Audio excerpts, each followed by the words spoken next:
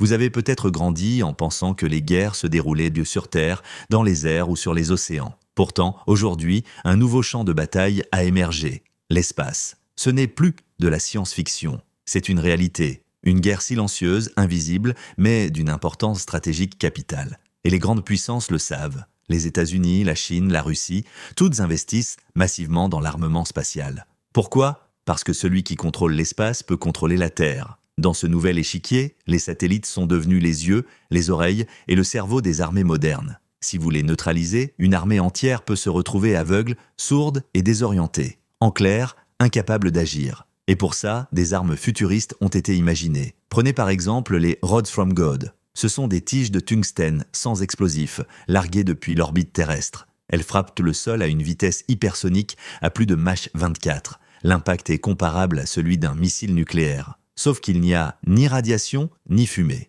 Juste la gravité et une destruction massive. Autre exemple, les essaims de drones spatiaux. Imaginez une capsule qui s'ouvre dans l'espace et libère des centaines de mini-drones capables d'espionner, de brouiller ou même de désactiver des satellites ennemis. Une attaque coordonnée, précise et pratiquement impossible à détecter à temps. Et puis, il y a les satellites tueurs. Certains sont équipés de bras robotisés capables de saisir ou de détruire d'autres satellites. D'autres transportent des armes laser ou des petits projectiles. Le but ? Rendre inopérant un satellite stratégique adverse sans provoquer de conflit direct. Une attaque propre, invisible, mais redoutable. Mais pourquoi une telle militarisation de l'espace ? Parce que nos satellites sont devenus indispensables, pas seulement à la guerre, mais à notre quotidien. Le GPS, les communications, la météo, les transactions bancaires, les systèmes de transport, tout passe par l'espace. Si demain un conflit éclate et que ces satellites sont attaqués, le monde entier pourrait s'arrêter de fonctionner comme vous le connaissez. Prenons un exemple concret, le GPS américain.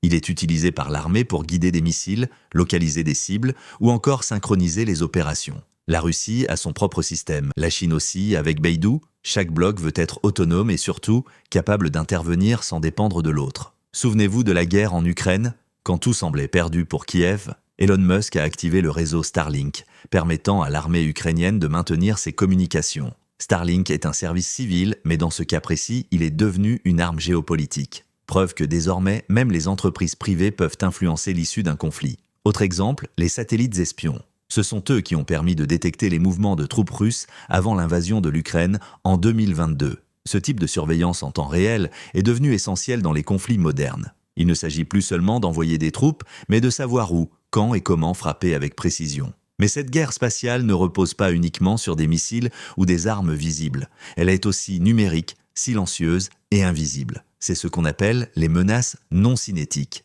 Et elles sont déjà en action. Prenons le brouillage GPS. C'est l'un des moyens les plus utilisés aujourd'hui. En Ukraine, la Russie perturbe les signaux GPS pour désorienter les drones, fausser la navigation et empêcher les frappes précises. Ce n'est pas spectaculaire, mais c'est redoutablement efficace. Autre exemple, les cyberattaques. En 2022, juste avant l'invasion de l'Ukraine, le réseau satellite Viasat a été piraté. Des milliers de modems militaires et civils ont été mis hors service en quelques heures, perturbant les communications dans plusieurs pays d'Europe. Cette attaque ne visait pas des bases de terrestres, mais bien l'infrastructure spatiale. Une attaque numérique, mais aux conséquences bien réelles. Et puis, il y a les lasers aveuglants. Ces armes ne détruisent pas les satellites, elles les rendent inutilisables en perturbant leurs capteurs optiques. Invisibles, silencieuses, mais terriblement précises. La Chine, les États-Unis et d'autres grandes puissances mènent déjà des tests. Vous voyez, la guerre spatiale ne commence pas demain. Elle a déjà commencé. Mais si vous pensiez que les brouillages ou les cyberattaques étaient déjà inquiétants, attendez de découvrir les armes cinétiques. Là, on parle de destruction physique. Et dans l'espace, chaque explosion, chaque collision laisse des traces pendant des décennies. Commençons par les missiles antisatellites qu'on appelle ASAT. Ces engins sont capables de cibler et de détruire un satellite en orbite. La Chine a fait exploser l'un de ses propres satellites en 2007. L'Inde l'a fait en 2019 et la Russie en 2021. Résultat, des milliers de débris flottent toujours autour de la Terre. Prenez le cas du test russe de 2021. Il a généré plus de 1500 débris identifiés. Chacun de ces fragments, même minuscules, peut percuter un autre satellite à des vitesses de plus de 28 000 km/h. C'est ce qu'on appelle le syndrome de Kessler.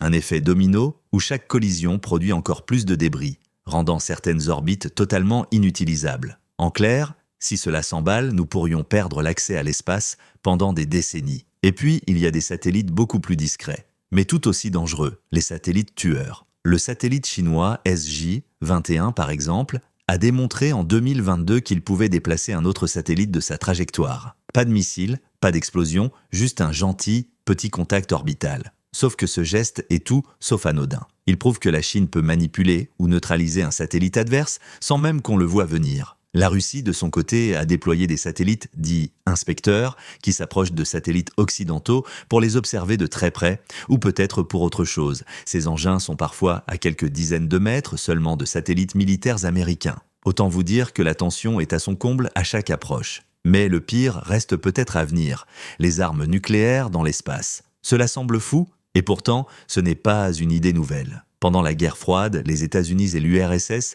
ont déjà testé ce genre de dispositif.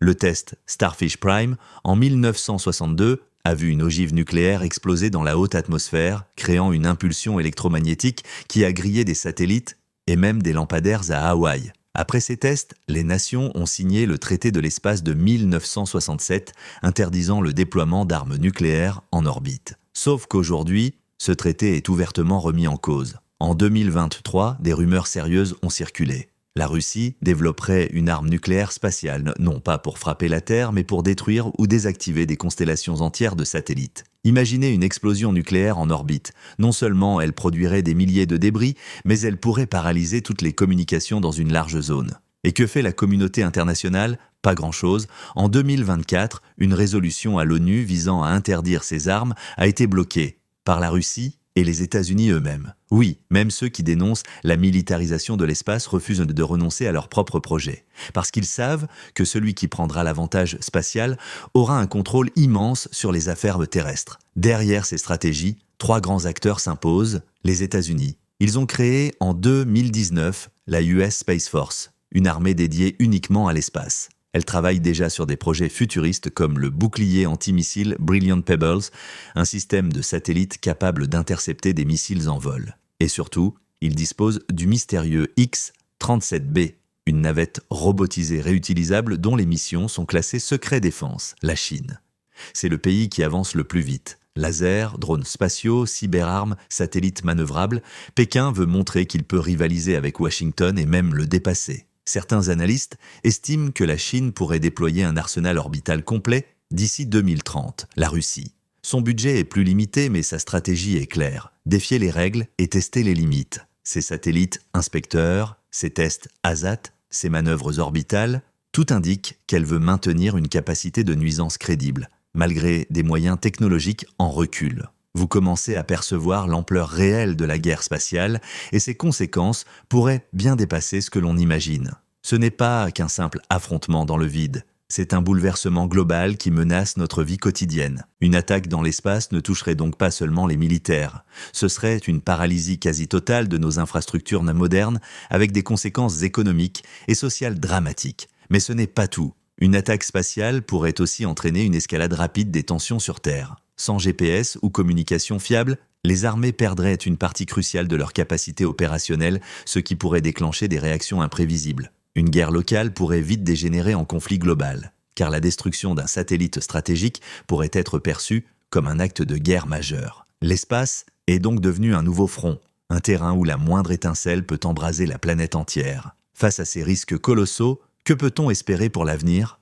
2 scénarios s'affrontent aujourd'hui. D'un côté, l'espoir d'une coopération internationale renforcée. Plusieurs voix s'élèvent pour réclamer des traités plus stricts, des règles internationales visant à limiter l'armement spatial et à préserver la paix dans l'espace. L'objectif est clair, faire de l'espace une zone démilitarisée, un sanctuaire pour l'exploration scientifique, où les puissances collaborent plutôt que de s'affronter. Cette vision idéaliste est partagée par des experts, des scientifiques et certains gouvernements, mais la route est encore longue. Car de l'autre côté, la réalité est beaucoup plus complexe. Nous assistons à une course aux armements spatiaux qui s'accélère. Les États-Unis et la Chine, en particulier, investissent massivement dans le développement de technologies offensives et défensives. Chaque nouveau système déployé incite l'adversaire à riposter, ce qui alimente un cercle vicieux d'escalade. Cette dynamique accroît le risque de conflit, même accidentel, dans ce domaine encore très instable. Pour compliquer davantage la situation, un acteur inattendu fait son entrée sur ce champ de bataille, le secteur privé. Des entreprises comme SpaceX, avec sa constellation de milliers de satellites Starlink, jouent un rôle de plus en plus important dans la communication globale, mais aussi dans la sécurité spatiale. Ces acteurs privés ne sont pas soumis aux mêmes règles que les États et peuvent modifier les équilibres stratégiques, parfois sans contrôle strict. Cela soulève de nouvelles questions sur la gouvernance de l'espace et la responsabilité en cas de conflit ou d'accident. En résumé, l'espace est devenu un nouvel Eldorado stratégique, mais aussi un terrain de confrontation aux enjeux énormes. Ce futur incertain pose une question majeure. Souhaitez-vous que l'espace reste un lieu de paix, de coopération et d'exploration, ou faut-il se préparer à un avenir où il deviendra un champ de bataille à part entière ? Réfléchissez-y bien et dites-moi ce que vous en pensez dans les commentaires. Votre avis est précieux.